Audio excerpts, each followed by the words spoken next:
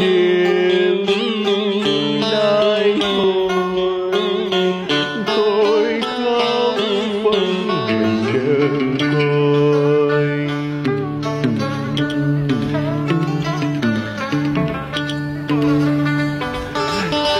Đời như lúc bình trôi, biết về đâu giữa kiếp lang loài.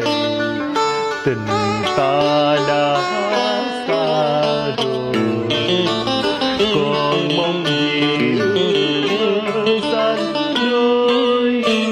Tiếng chia phôi xót xa lòng tôi, nhìn trăng tàn nhìn